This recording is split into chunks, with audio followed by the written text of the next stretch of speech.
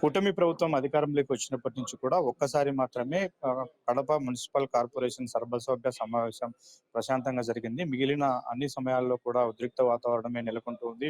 గడిచిన 2 సర్వసభ్య సమావేశాల్లో కూడా ఎలాంటి ప్రపోజల్స్ లేకుండానే సమావేశం ముగిసిన పరిస్థితి. కేవలం ఈ రాద్ధాంతము, ఈ రచ్చ అంతా కూడా ఇక్కడ ఏర్పాటు చేసినటువంటి ఈ సీట్లకు సంబంధించినదే. గతంలో మేయర్ ఒక్కరు మాత్రమే రూల్ ప్రకారం మేయర్ ఒక్కరు మాత్రమే పోడియం పైన ఉండాలి అని మున్సిపల్ యాక్ట్ చెప్తుంది. దాన్ని మేము ఫాలో అవుతున్నామని వైసీపీ నేతలు చెప్తున్నారు. అయితే గతంలో వైసీపీ ఎమ్మెల్యేలను, మంత్రులను పైన కూర్చోబెట్టుకున్నారు కాబట్టి ఇప్పుడు కూడా తమకు పోడియం పైన సీటు కేటాయించాలి అంటూ మాధవిరెడ్డి డిమాండ్ చేస్తున్న నేపథ్యంలో గడిచిన నెల రోజుల నుంచి కూడా కౌన్సిల్ హాలుకు తాళాలు వేసి మరి ఈ సెటప్ అంతా కూడా చేశారు. గతంలో ఈ సీట్లు, ఆ సీట్లు లేవు. ఇక్కడ కేవలం ఒక మేయర్ సీటు మాత్రమే ఇక్కడ ఉండేది. అయితే ఇప్పుడు ఈ 2 సీట్లను ఏర్పాటు చేశారు. అది కూడా కౌన్సిల్ హాలుకు తాళాలు వేసి మరి మేయర్ పర్మిషన్ లేకుండానే చేశారు. ఇప్పుడు మేయర్ చెప్తున్నారు, తన అనుమతి లేకుండా కౌన్సిల్ హాల్లో ఈ మార్పులు చేయడానికి, సీట్లు ఏర్పాటు చేయడానికి ఎవరు మీకు అధికారం ఇచ్చారు అంటూ ఆయన అధికారులను నిలదీస్తున్న పరిస్థితి కనిపిస్తుంది. కౌన్సిల్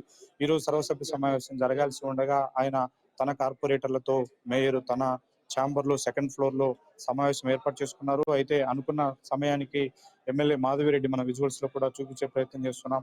ఆమె వచ్చి పోడియం పైన తనకు కొత్తగా కేటాయించినటువంటి సీట్లో కూర్చొని ఉన్నారు. ఆమె పక్కనే కడప కార్పొరేషన్ కమిషనర్ కూడా ఉన్నారు. వైసీపీ కార్పొరేటర్లు, మేయర్ గిన ఈ సమావేశానికి వస్తే ఈ ఉత్కంఠ అంతటికీ తెరపడాలంటే ఇంకొక గంట సమయం పట్టే అవకాశాలు కనిపిస్తున్నాయి. ఎట్టి పరిస్థితుల్లోనూ కౌన్సిల్ హాల్లోకి మేము వచ్చేది లేదు అని వైసీపీ మేయర్ తో పాటు కౌన్సిలర్లు కూడా భీష్మించి కూర్చున్నారు. వాళ్ళు కిందనే సమావేశం నిర్వహిస్తామని చెప్తున్నారు.